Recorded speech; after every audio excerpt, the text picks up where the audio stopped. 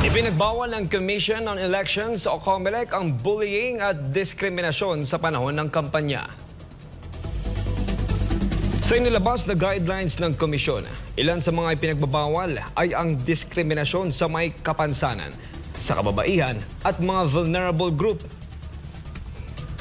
The pressures coming from certain sectors or groups ay pinarapat natin na ilabas ito sapagkat naniniwala tayo na hindi po dahilan ang kampanya upang bastusan o bastusin ang ilang grupo, ang ilang sektor, lalo na yung miyembro ng vulnerable sector. Kahit pa nga anong paniniwala, ay naniniwala tayo, tama lamang na gawin ito. Alam niyo po, nakakalungkot sapagkat madami na po tayo sa mga kampanya nung nakakaraan na gumagamit ng mga pananalita na sa ating palagay foul na, nakakalungkot na sa local campaign lagi na lang doon lumalabas yung mga bastusan, pambabastos o kaya kawalan ng respeto sa isa't isa at sa ibang tao at sa lalo-lalo na sa pangangampanya.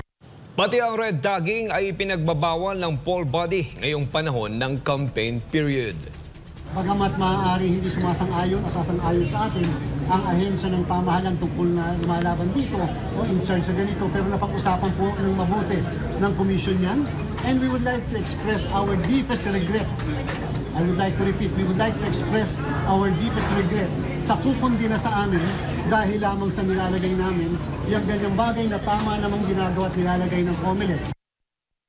Ang kandidato na lalabag sa kautusan ay kakasuhan at ipadidiskwalipika ng poll body lalo't may mga batas na nagbabawal na mag-discriminate o mambastos ng kapwa mo tao.